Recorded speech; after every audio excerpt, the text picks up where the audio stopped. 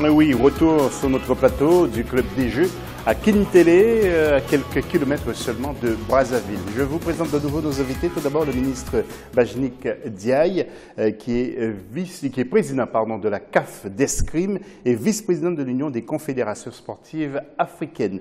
À ses côtés, il y a M. Touré Famoli, qui est directeur de la médecine du sport au ministère des sports en Guinée. Et puis, autre invité, c'est au féminin, avec Mme Albertine Baka, secrétaire générale des UTIS. Directrice générale. Eh bien, dis donc, il faut que je rectifie ça. Directrice générale des 8e Jeux de la francophonie.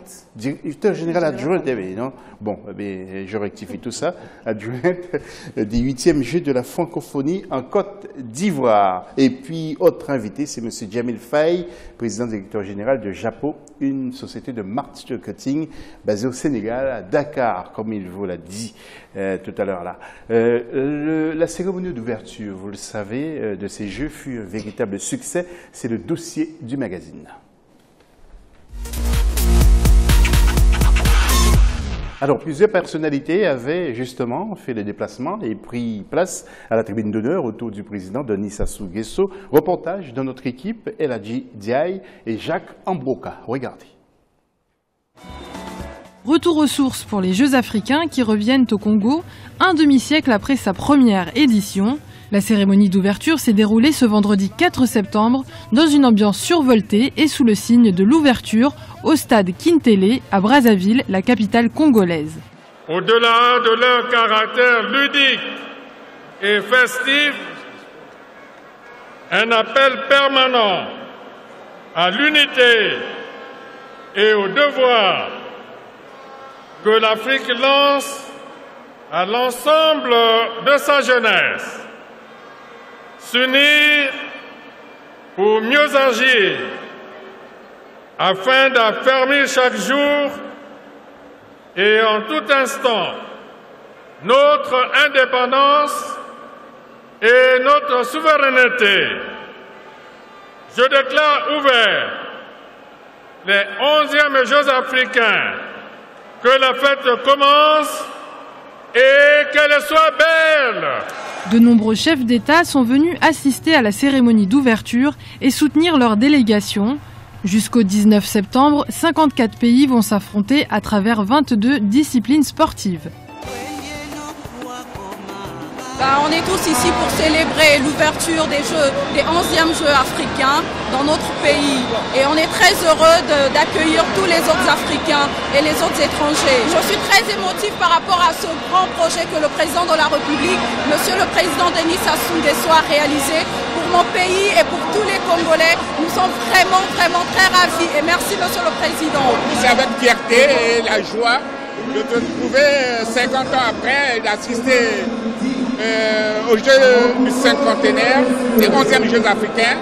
Et c'est le Congo qui a organisé les premiers Jeux africains. Et j'ai eu cette chance d'assister au cinquantenaire des 11e Jeux africains de Brazzaville.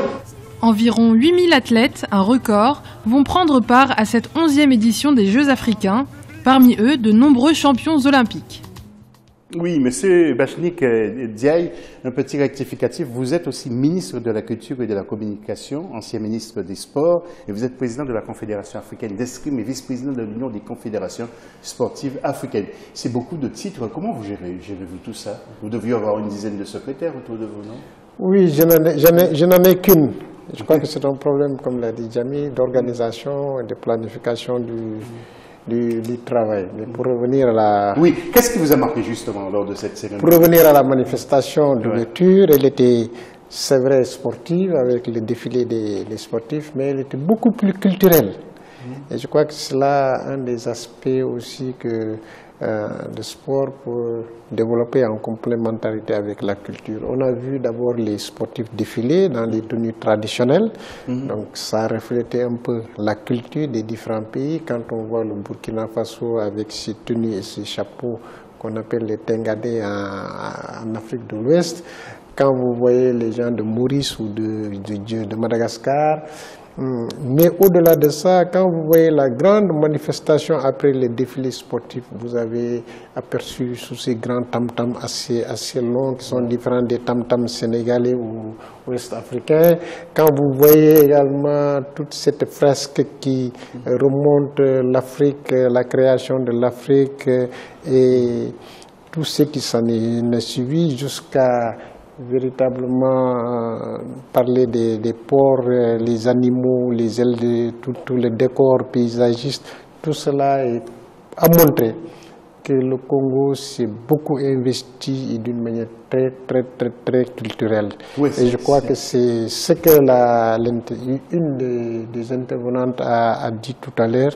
En tout cas, moi je suis ravi de cette cérémonie d'ouverture. J'ai participé à plusieurs cérémonies d'ouverture au comité aux Jeux Olympiques, aux Jeux Africains, à certaines grandes manifestations sportives et culturelles, mais le Congo a marqué inévitablement. Et c'est important parce que c'est le retour aux sources de ces Jeux. C'est extrêmement important. Et quand on a vu le défilé avec l'ancien président de la République, je crois que le Congo mérite. Oui, Monsieur Touré, c'est à valeur d'exemple justement pour la Guinée-Conakry? Oui, beaucoup plus pour la Côte d'Ivoire, qui va abriter bientôt. Vous savez renvoyer les balles, hein? Pardon? Vous savez renvoyer les balles, hein? Vous savez, la Côte d'Ivoire et la Guinée, c'est des voisins. Ouais. La Guinée, où en êtes-vous? Est-ce que vous avez l'intention de construire des infrastructures similaires?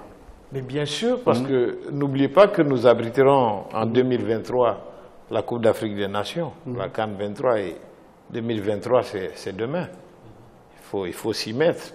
Et nous avons été agréablement surpris que le président Denis Sassou Nguesso réalise toutes ces infrastructures en 2 ans. Mais alors, c'est une invite aux autres pays africains, et M. Faye ne va pas dire le contraire, en essayant un peu de serrer les vis, parce que nous avons tout le temps tendance à remanier, donc... Oui, il faut garder une certaine stabilité. Ben oui. Alors, Albertine Baka, je rappelle que vous êtes directrice générale adjointe des 8e Jeux de la francophonie en Côte d'Ivoire. Alors, vous en êtes où, vous, la Côte d'Ivoire, au niveau des infrastructures? Au niveau des infrastructures, nous, les infrastructures ont participé à l'acquisition de ces Jeux, parce que nous avons déjà des infrastructures. Il nous reste maintenant à les réhabiliter. Les Jeux ont lieu où? Abidjan. Abidjan. Ouais. Il nous reste à les réhabiliter et à les remettre aux normes internationales. Et ces infrastructures ont été confiées à l'ordre des architectes de Côte d'Ivoire pour justement essayer de les innover et de les livrer, si possible, on dira 6 mois avant le jeu. Voilà. Jamil Faye, président directeur général de JAPO, est-ce que Mme Albertine Baka vous a fait un appel du pied pour venir en tant qu'expert, justement? Alors, je voulais aussi vous demander, M. Attias, c'est lui qui a conçu cette cérémonie. Vous, quel rôle avez-vous joué? Non, mais, moi, je dis, il y a la cérémonie, comme l'a dit M. le ministre, il y a une partie spectacle qui était là avec Richard Attias, qui a fait un boulot extraordinaire à ce niveau-là.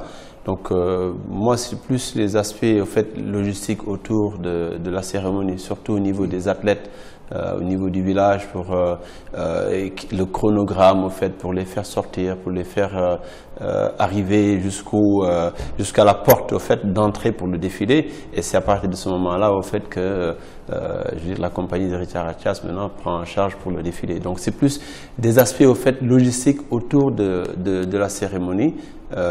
Plutôt que l'aspect, en tout cas, spectacle lui-même.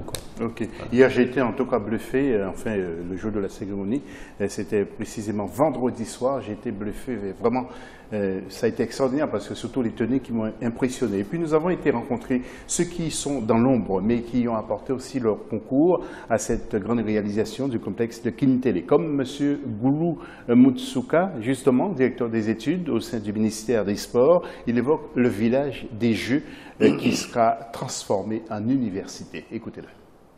En fait, c'est pour essayer de mettre nos étudiants dans des conditions idéales de travail. le président a pensé qu'il faut une université moderne pour que les étudiants travaillent dans toute la quiétude. Et puis, M. Goulou souhaite justement bien que le Congo organise une CAN. Est-ce que ça va être évident? D'abord, nous l'écoutons. Notre rôle, c'est rédiger les thèmes de référence par rapport à la construction des infrastructures et le suivi pendant la construction de ces infrastructures avec la délégation générale aux grands travaux, qui est le maître d'ouvrage délégué. Certainement que d'ici quelques années, nous aurions souhaité abriter une Coupe d'Afrique. Et pour abriter une Coupe d'Afrique des Nations, il faut des infrastructures modernes. Parce qu'on ne peut plus... vous voyez, le complexe, aujourd'hui, nous avons un complexe ultra moderne, avec une capacité de 60 050 places. Vous imaginez en Afrique, je ne sais pas s'il y a plusieurs stades de cette capacité. Oui, M. Diaye, ministre de la Culture et de la Communication, les mauvaises langues doivent dire, tiens, le Congo a construit un énorme centre, un énorme complexe, mais qu'est-ce va faire le Congo? Alors, est-ce que vous pensez que le Congo est apte à organiser justement cette fameuse CAN? Est-ce que ça va être évident avec ce seul complexe, justement? Oui, moi je pense que d'abord il faut dire que le Congo est une nation sportive, très grande nation sportive, qui a eu quand même ses moments de gloire. Je crois que le président Sassou, en décidant d'accueillir ces Jeux, a mis le paquet en matière de réalisation d'infrastructures. Je crois qu'il faudrait peut-être, je ne connais pas la cartographie sportive et infrastructurelle. Je vous interromps, est-ce que vous vous attendiez justement à ce que le président de Sassou Nguesso fasse des travaux gigantesques comme ça, franchement? Personnellement, j'ai été ébahi, surpris. Et agréablement parce que bon, en tant que dirigeant sportif, quand je vois le complexe sportif où nous organisons nos compétitions d'escrime, vraiment je dis bon, le Congo est en avance sur plusieurs années par rapport à plusieurs pays africains. Je crois que c'est des infrastructures qui rivalisent et de loin avec les infrastructures européennes et américaines. Ouais, je crois que vraiment le président Sassou a fait du bon boulot et je l'en félicite, très sincèrement. La Chine joue un rôle très très important aussi. Monsieur Touré, on ne peut pas s'empêcher d'en parler.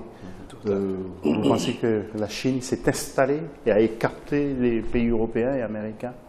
Mais je vous le concède. Toujours est-il que comparaison n'est pas raison.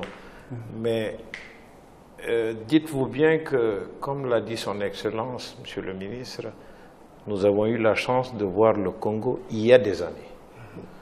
Viaduc extraordinaire, installation irréprochable. Nous, c'est une très bonne leçon, puisqu'il se trouve que notre président est ami à Sassou. Donc je suis sûr et certain que ce n'est pas du copier-coller, mais nous aurons aussi ce genre d'infrastructure, surtout qu'avec les Chinois, nous avons une partie du mont Simandou, le mont Nemba, le fameux mont Nemba que vous connaissez, où ils sont vraiment preneurs avec un paquet global. Je pense que ces infrastructures à réaliser en 2 ans, ce ne sera pas la mer à boire. Oui. Mais les Chinois,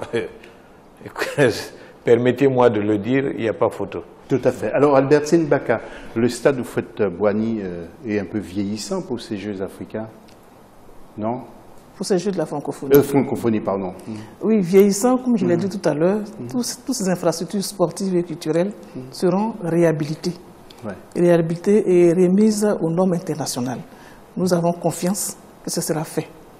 Est-ce que maintenant, plusieurs pays africains doivent s'aligner quand même sur ce qui a été fait par le Congo-Brazzaville, sauf peut-être l'Afrique du Sud qui est un peu plus avancée? Je pense. Je pense parce que, pour ne pas répéter ce qu'a dit le médecin, je pense que nous devons copier ce que le Congo a fait. C'est impressionnant. Et pour dire, prendre à mon compte ce que monsieur le ministre a dit, il faut l'en féliciter pour ces infrastructures. Il n'y a pas mieux en Afrique. Oui. Jamil Faye, vous, quel est votre point de vue justement parce que vous connaissez bien ce type de dossier. Alors, que faut-il faire? Il faudrait investir parce que c'est pour la jeunesse. Hein. Moi, ce qu'il faut faire, j'ai déjà dit au ministre des Sports du Congo, M. Opimba, je lui ai dit, vous faites aujourd'hui, c'est les lendemains des Jeux qui vont être déterminants. Parce qu'il y a un risque d'éléphant blanc s'il n'y a pas une vision sportive derrière. Et ça, je lui ai dit depuis le début.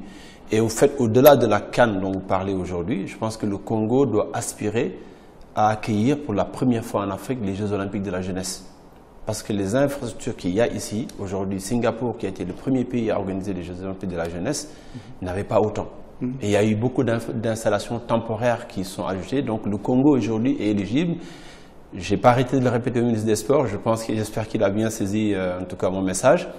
Il y a aussi aujourd'hui des championnats du monde de natation que le Congo peut organiser, des championnats d'Afrique peut-être pour commencer, le handball, le complexe que vous avez, nous au Sénégal qui avons été plusieurs fois champions d'Afrique, nous n'avons pas un complexe à la dimension de ce complexe pour le basket. Donc je pense qu'une CAN, c'est une épreuve supplémentaire. Le président a des ambitions, je pense que le président a des ambitions, mais maintenant, il faut que le mouvement sportif, il faut que l'ensemble de ses conseillers lui mettent sur la table une belle assiette. Ouais. Et je pense que aujourd'hui, moi, ma façon de faire, c'est quand je conseille quelqu'un, je lui dis ce qu'il faut pour aller de l'avant. Et je pense qu'aujourd'hui, le Congo est sur une voie depuis le sport de masse. Parce que ce complexe, j'ai eu la chance de travailler en Australie pour les Jeux de 2000. Ils avaient un complexe comme ça qu'ils ont transformé aujourd'hui à la piscine. Vous avez des centaines de jeunes qui viennent nager tous les jours. À l'escrime, vous avez des centaines de jeunes qui viennent pratiquer tous les jours. Je pense que c'est ça la base du développement du sport aujourd'hui. Une dernière question avant de remettre l'antenne. Vous avez parlé du village. Moi aussi, j'étais impressionné par ça, parce que je n'ai pas osé marcher à pied dans ce village, c'est trop grand. Vous me permettez de dire quelque chose que j'ai dit aussi au départ. La première fois qu'il y a 1 an et demi, j'avais appelé à l'époque le ministre, et il y avait la presse congolaise qui était là.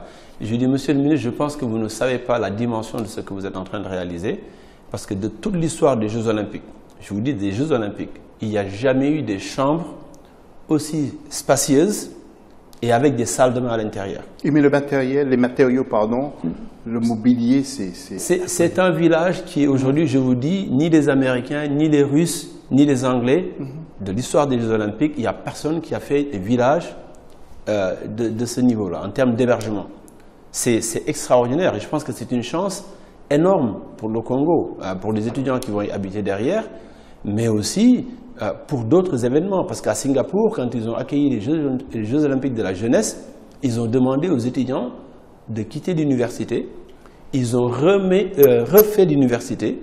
Et donc, ça veut dire que le Congo, peut-être dans 10 ans, 15 ans, peut améliorer cette résidence universitaire et peut-être avoir la plus grande université d'Afrique francophone. J'en sais rien. Donc, il faut aujourd'hui que le Congo aille vers une politique sportive pour que le sport soit une base du développement de ce pays-là.